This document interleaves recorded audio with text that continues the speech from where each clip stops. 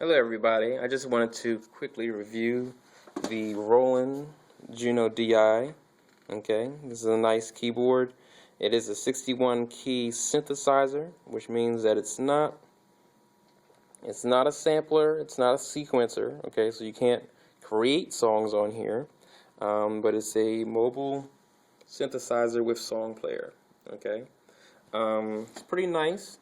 And that song player, just so you know, it allows you to actually pull in from your USB MIDI. Okay, you have a dedicated USB jack just for USB keys. Okay, you can stick one in there and just forget about it. You can also load those up with MP3 files as well as MIDI files. Your MIDI files you can actually remove, or play certain tracks from the MIDI files. If you wanted to kind of, create a MIDI file or find a MIDI file and then take out the piano or take out something else, you can do that. You can play those right away. For example,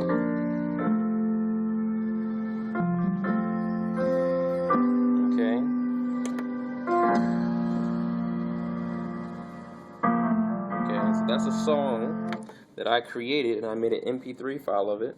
And I'm able to, with that just sitting in the USB memory, okay, and I forget about it, at any time I can pull that song up as an MP3 file. I can also do MIDIs as well. You can set the level, the audio level, okay.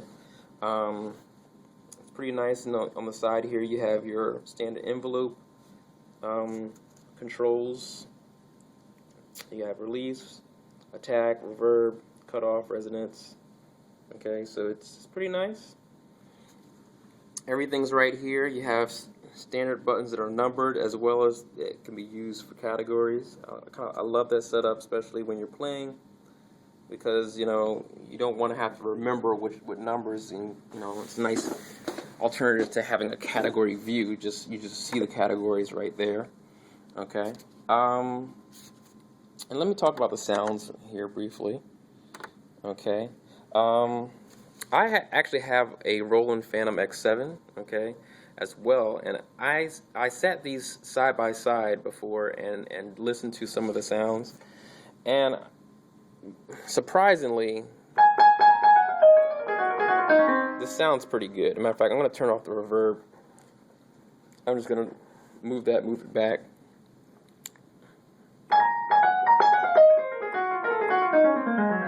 Actually, I'm not playing out of the best amp, but even still you can hear the richness in the sounds. And I'm going to go way up here.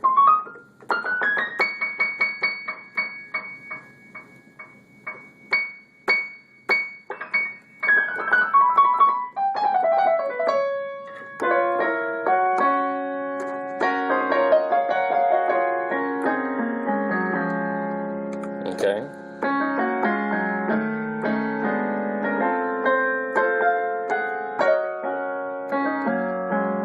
Okay, so you have those sounds, and like I said, if you're not sampling, if you're not sequencing or recording for CD, and you really want, the absolute best pianos, the absolute best, if you don't need that, then this is a perfect board. It's actually under around $700, I believe.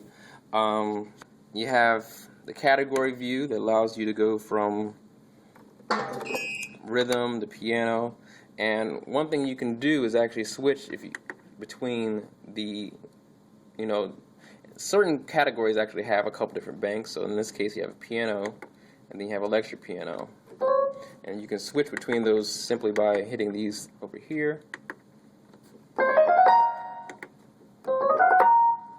As well as if you start saving, once again you have that USB there, you can put it in there, and you can save your user voices and performances, and then you can switch to that bank simply just by hitting the arrow keys. Okay. One thing I wanted to point out is that the organs on here,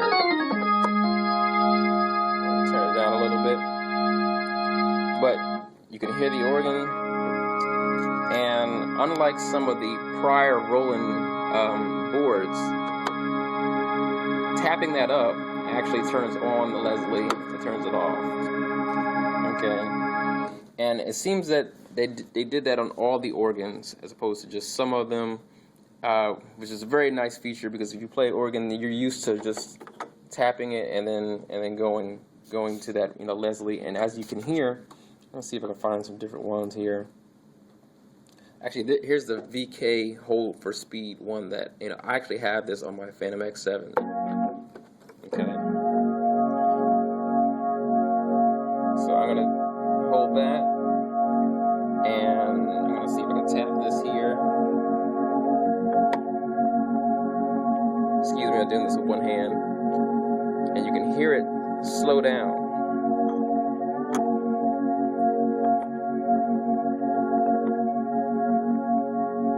Hear that speed up and slow down, which is nice, very nice. And you have your guitar and bass, you got your orchestra sounds, world sounds, brass sounds.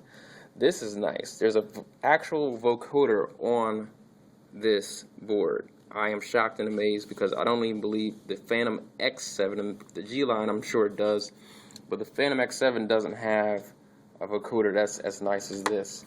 And I'm going to just demonstrate it really quick here. So I can turn the microphone up a little bit here, and I can talk. I'm going to turn up the sound here.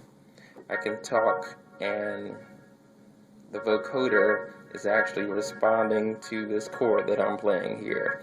And that's something that isn't always readily available. But once again, under $1,000, around $700, and you have vocoder, really? Wow. Okay, and of course, once I go off the vocoder, I get the standard microphone, and I can actually control the volume, add reverb, okay, and so it's pretty nice. I can turn it down, and you can even use that input, for something else, like if you wanted to use another keyboard without using another jack on your mixing board or amplifier, you can do that. You have your standard power, but then you also have battery power in the back. Okay, I believe it's AA batteries in the back here, and this LED here. Excuse my non-focusing on here. There you go. Okay, now you can read. And so you have your left and right input, your headphones input, left and right output rather, and then your headphones output, and external input. You have a microphone input and a hold pedal. So your external input is an 1/8 inch jack, okay,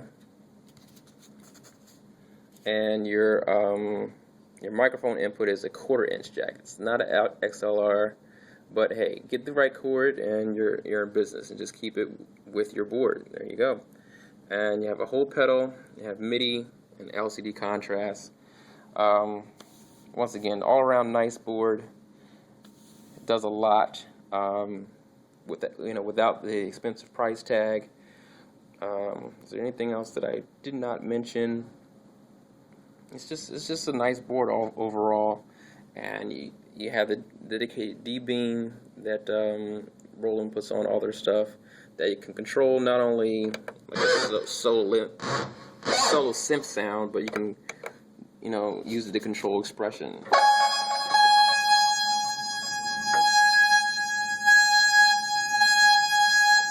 Or any other range of other different controllers on here.